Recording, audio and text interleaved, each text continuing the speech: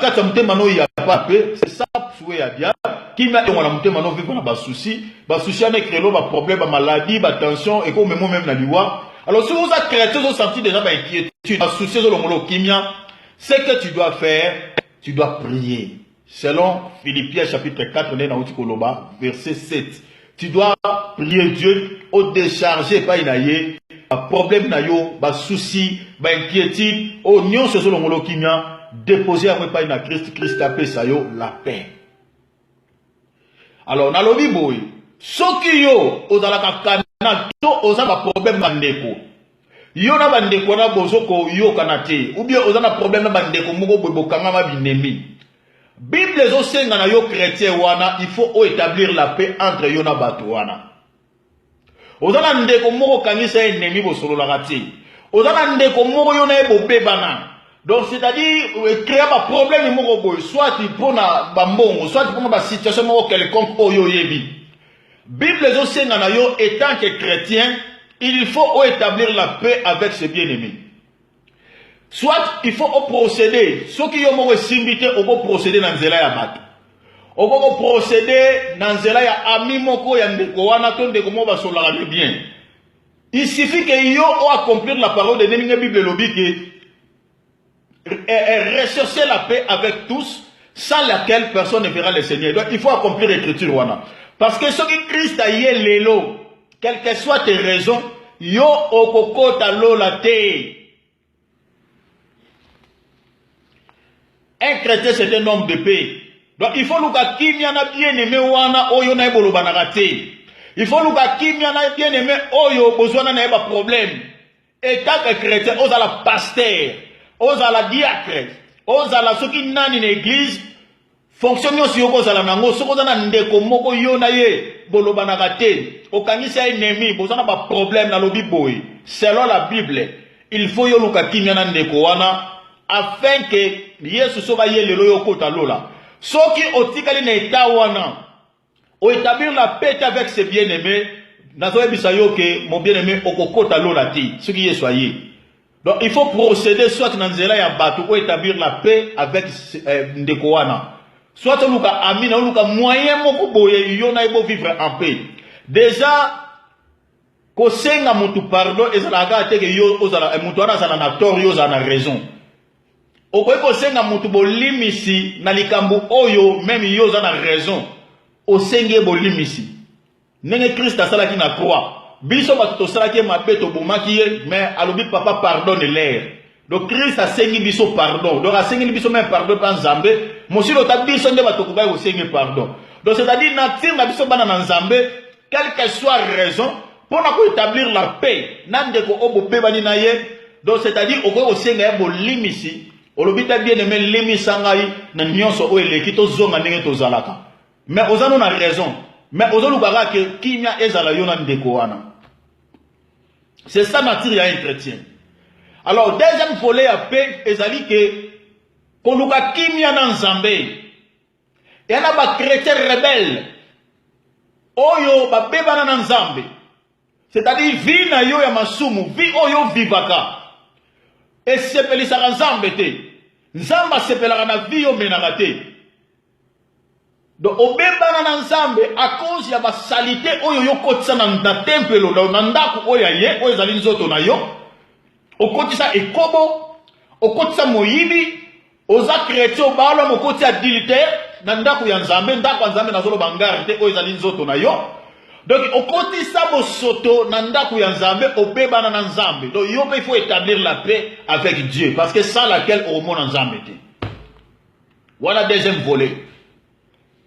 Donc il faut établir la paix. Pour établir la paix avec Dieu, c'est-à-dire il faut abandonner les péchés. Il faut abandonner viwana ya bosoto. Otika viwana o sepelisa Nzambe te pour établir la paix avec Dieu. Tant que oso demeurer le péché, yeba yango ke yo na Nzambe bo bebana.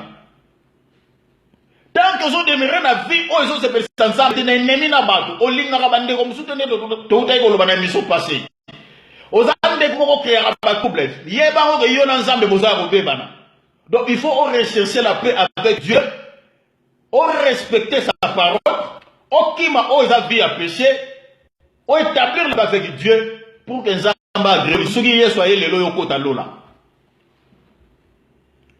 Troisième volet, après tout le monde. Et ça, ils sont comme ça païens. Au pesa nous vit pas à Yesu te. O yamba Yesu masia lokola kolope mbiki sina vina yote yeba yango yo okokota lola te o. Okokota lola te bien aimé. Ata oke église, ato sambeli ndenge nini. Tant que nanu na monoko na yo o confessa te. Ko yamba Yesu lokola ko zela na l'action de ba yamba na Yesu ana loba betasi. Azu écriture à Romains. Romains chapitre 10 pour yo loba ke ongana kenda l'église na sambela ba. Oyamana nous Yesu te parce que nous confessons te aux autres décisions te. Oyamba Yesu ba confesser après ba la décision. Yo ke lo Bible loba Romains chapitre 10 verset 8. Que dit-elle donc? La parole est près de toi, dans ta bouche et dans ton cœur. Omoni, li loba na nzambe zali na monoko na yo pe na mutema na yo. Eli ko loba nini? C'est-à-dire na monoko na yo il faut confesser que Seigneur nga ko banda lelo na yambi lokola kolope mobiki na vie na nga. Na tiki vie à péché, na tiki vie à masoum. C'est-à-dire dans ton cœur il dit ko loba ko décision. C'est-à-dire quand na lo moli bo vie o vivre na loba na émission leki na loba kike pourquoi to linga nzambe na motema? Ko linga nzambe na motema ezali mettre la parole de Dieu dans ton cœur.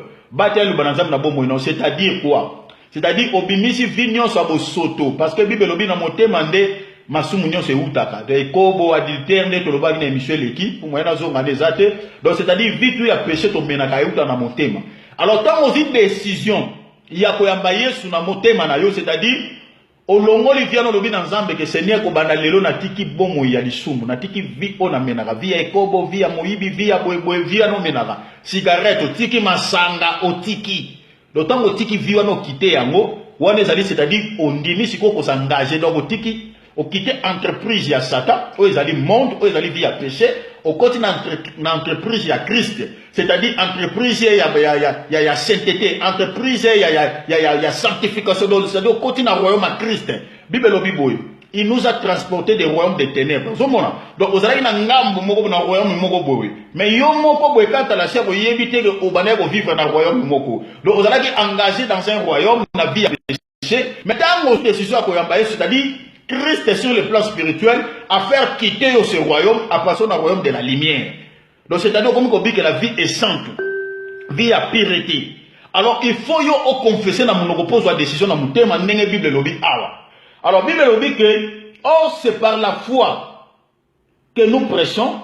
Si tu confesses de ta bouche le Seigneur Jésus et si tu crois dans ton cœur que Dieu l'a ressuscité des morts, qui sera sauvé. Au moins, il place salé au quota. D'autant qu'on confesse aussi décision dimi par la foi, parce que ça va par la foi, né par là aux a sauvé aux sali. Ce rotaniti na verset 10 au monde ani balobiwan. Donc, on a s'adresser na yondeko, au prétendant à la chrétien.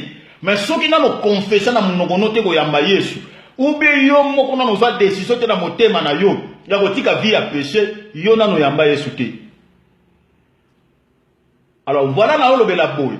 Alors il faut nous caper, c'est-à-dire, oh union ça vivra vie à péché. Non, la paix ça vie n'est pas à Yesu, tout ça païen, non, yamba Yesu te. Tu dois rechercher la paix dès maintenant avec Dieu. Parce que non, nous avons kela yo zanzambe, zamba kela yo te po yo okota ba boîte de nuit, po yo landa basi ya ndumba, po yo obikela via bo soto po yo za na ngolo ya ba masanga de lobi ezalaki samedi, olegisi butu mobimba na boîte de nuit, le long dozo ke d'église. Vina yo wana yeba yango so Yesu ayo okota no lola ti. Okota ti. Tondo ngozo landanga boye. Oza wana deja oyebi ke soko bime église, il faut kutana ndeko muka mwa so tiki kuna oyo balate. Vi wana yeba ngozo Yesu ayo lelo okota lola ti. Donc yo ndongo zano zaka muto bembana na nzambe, il faut nous la paix avec Dieu. Parce que la Bible dit sans laquelle personne ne verra Dieu. Il faut établir la paix avec Dieu. Pour établir la paix là, c'est-à-dire, otika vi oyo nzamba zo boya. Nzamba za tata na yo, alingi vi wanate. Il faut luka kimia na ye. Zwara na ndako ndeto vivra bwekanta la chair. Soki yo mwana, ozo mene vi moko papa na yo boya boto na musuna lingaka te. Tala attitude yo tempérament boza na yo na père na palais. Donc boza la na yo leki.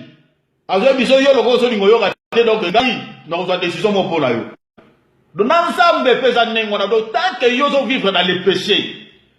Nzambe nenga zana zo boule nini face à la pona yo. Soit azo boule le vrai fouet parce qu'il faut chicoter yo parce que Bible lobi il châtie ce qu'il aime. Bolingo ya nzamba talisa yango pona biso apesa mwana na ene kulusu na Golgotha akufela biso po biso to so bomo ina seko.